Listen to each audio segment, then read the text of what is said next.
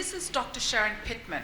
And like me, she's not a tall poppy either. However, she is one of the outstanding science communicators in South Australia, and she's certainly done a lot for science and science communication and ecology in Adelaide. So her background is she works for Green Adelaide, and she's in the area of ecology. She's the project lead for Adelaide's National Park City scheme with Green Adelaide, and her background is actually multidisciplinary. She's worked in multiple industries, so from arts to the environment to education and science. She is aiming to really help with increasing community engagement with science and improving scientific appreciation in the community. Sheryn.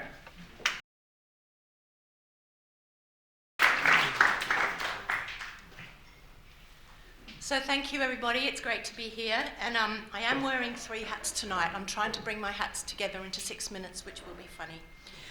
Firstly, it's my own research into ecological literacy, understanding how nature works, why it's so important, and then my new role as project lead with the National Park City project, and then, of course, Inspiring South Australia, which is the sponsor tonight. So I sponsored this when I was back in that role 2.5 months ago, or a few months ago, and so I got a snake spot up here.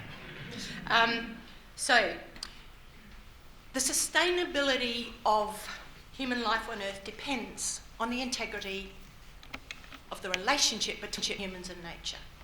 And the relationship now between humans and our habitat is possibly more fragile than ever before.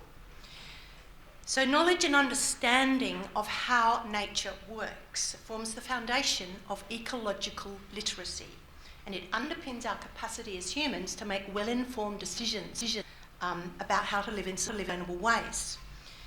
My research explored just how much we know about nature and how it works, and who knows, and obviously can't go into it all tonight. So what is ecological literacy? Well, it involves the capacity to know and understand places as ecosystems, how they function, and how they connect with other systems. It encompasses both place-based knowledge, but also understanding of the interconnectedness of local and global environments, including the interface with human society. It is understanding the world as a network, a systems view. So there's a concern that levels of ecological literacy in many of our contemporary human societies is just too low to enable effective decision making. So how can we address this? We know that people engage and learn in many ways.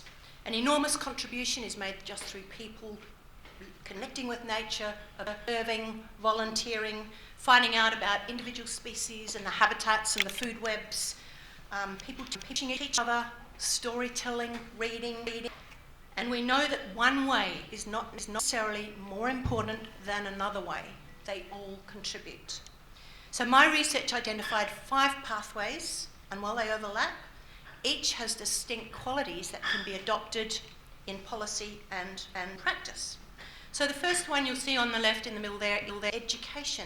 And we found that education, science-based education, nature-based education, are particularly important. So people love the world around them, they love exploring it, and so nature is an obvious vehicle for creative exploration. Education could be formal, it can be informal, it can be in classrooms, or it can be exploring local places. It can be being involved in citizen science projects. It can be anywhere. The second one is about having a healthy relationship with place. So people who grow up or live in communities that are really connected with each other and with their local environments are likely to be more eco-literate than those who don't. It's one of our findings. But it's not just about wild places. It includes urban-based nature places too, where relationships with nature can take place. The third pathway is about spending time outdoors and in nature, having opportunities for regular engagement with nature. And whether this is for work or play, in parks and gardens, on land or in the sea, growing food, outdoor lifestyles, volunteering, higher eco-literacy is correlated with time in nature. And the fourth pathway is about participating in activities that encourage or facilitate understanding nature. It could be indoor or outdoor, reading, discussions, games. in individuals or as groups. It could be playful and engaging. They don't need to be linked to particular levels of mobility or ability, such as watching David Attenborough documentaries or going to science-themed shows in the Fringe that Inspiring South Australia has put out Science in the Fringe brochure for some years now. But anything that facilitates understanding about how the world works. Coming tonight, for example, that's why we sponsored this event. The fifth pathway is about values. Living in communities or households where the natural world is valued. And while the values discussion is potentially complex, we simply found that those who value nature for whatever reason to know and understand it better. And those who spend more time in nature tend to value it more. Now, there are many programs, many approaches, many activities that engage people in science and the natural world to grow their knowledge, understanding and enthusiasm. And one by chance starts tonight or tomorrow, which is the Nature Festival. And it's but one example, but it's a good one. So the relationship with Adelaide National Park City, my current job, easy, nature in the city. So whether or not you've heard, could I just show of hands, anyone heard of the Adelaide National Park City bid movement? Well, I'll have to talk to some of you later because this is really amazing. It's a vision and a movement. It's about improving livability through a better connection between people and nature. Adelaide is aiming to become the second national park city in the world after London later this year. So the link is clear.